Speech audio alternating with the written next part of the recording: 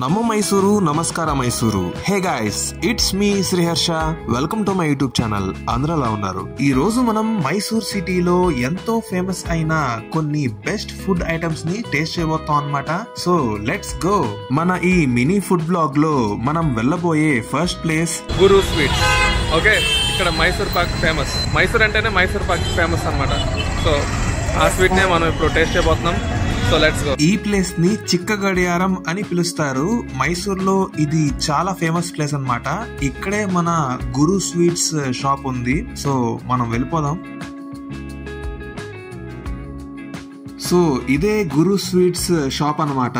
90 సంవత్సరాల చరిత్ర కలిగిన మైసూర్ పాక్ పుట్టింది ఇక్కడే. 1935 సంవత్సరంలో కాకాసుర మాదప్ప గారు మైసూర్ ప్యాలెస్ లో రాయల్ కిచెన్ కి హెడ్ షెఫ్ గా పనిచేస్తున్నప్పుడు మైసూర్ మహారాజు తన అతిథుల కోసం ఒక స్పెషల్ స్వీట్ ని తయారు చేయమని అడుగుతారు. అప్పుడు కాకాసుర మాదప్ప గారు ఈ స్పెషల్ స్వీట్ ని తయారు చేశారన్నమాట. మైసూర్ మహారాజు మరియు అతిథులు ఈ స్వీట్ పేరు ఏంటి అని అడిగితే కాకాసుర మాదప్ప గారు ఇది మైసూర్ లో కనిపెట్టాం కాబట్టి మైసూర్ అని, అండ్ ఈ స్వీట్ ని షుగర్ లిక్విడ్ తో తయారు చేశాం కాబట్టి పాక్ అని, సో మైసూర్ పాక్ అని చెప్పారు. అలాగా ఈ స్వీట్ కి మైసూర్ పాక్ అని పేరు వచ్చింది. అప్పటి నుంచి కాకాసుర మాదప్ప గారి వంశస్థులు ఈ ఒరిజినల్ మైసూర్ పాక్ బిజినెస్ ని కొనసాగిస్తున్నారు. ఈ షాప్ లో మైసూర్ పాక్ టేస్ట్ చేయడానికి ప్రపంచ నలుమూలల నుంచి మైసూర్ కి వచ్చేస్తారు. So first item Mysore Pak.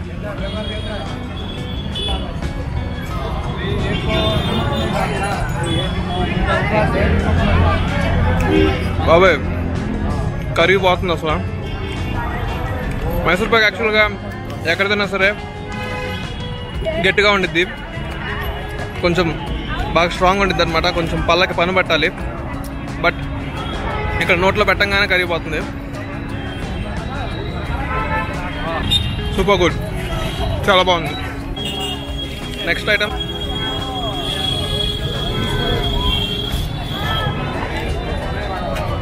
ఓహో,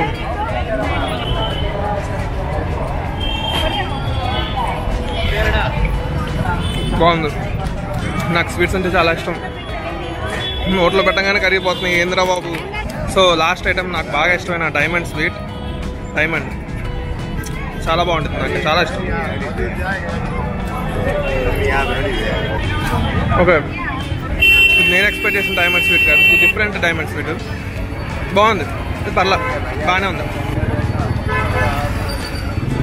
బాగా మొత్తానికి గురు స్వీట్స్ 5 out of 5. చాలా బాగుంది.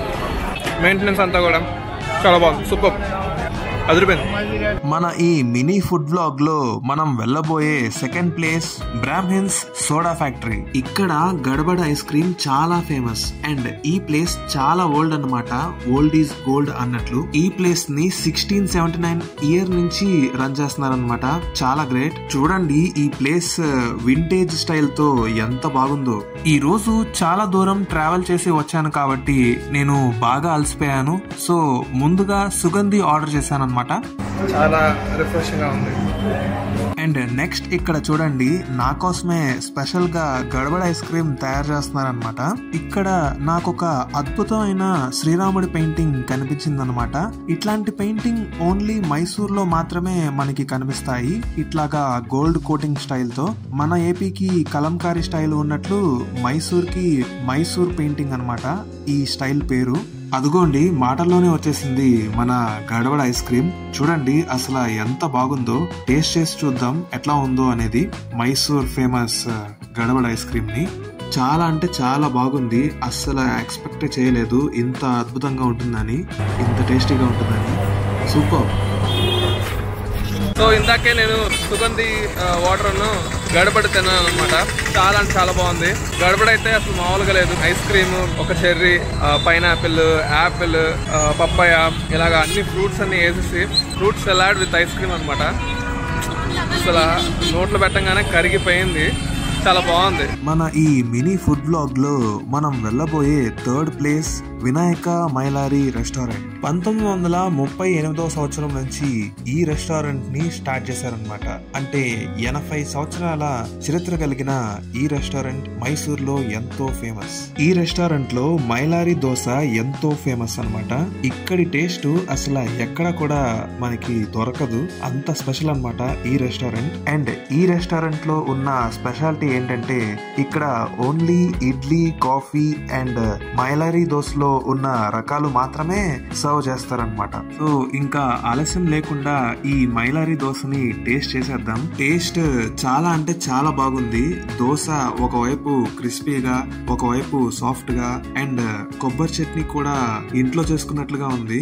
అండ్ దోశ లోపల ఉన్న కర్రీ బంగాళదుంప లేకుండా డిఫరెంట్ వెజిటబుల్స్ తో తయారు చేశారనమాట. చాలా అంటే చాలా బాగుంది. మీరు గనక మైసూర్ కి వస్తే బ్రేక్ఫాస్ట్ కి ఈ మైలారి దోశని టేస్ట్ చేయాల్సిందే. నాకు టైం సరిపోక నైట్ డిన్నర్ కి వచ్చానన్నమాట. అండ్ అందుకే నేను ఈ దోశ టేస్ట్ చేస్తున్న వీడియోని షూట్ చేయలేకపోయాను. అండ్ ఇందాక మనం టిఫిన్ చేసింది లేటెస్ట్ రెస్టారెంట్ అన్నమాట.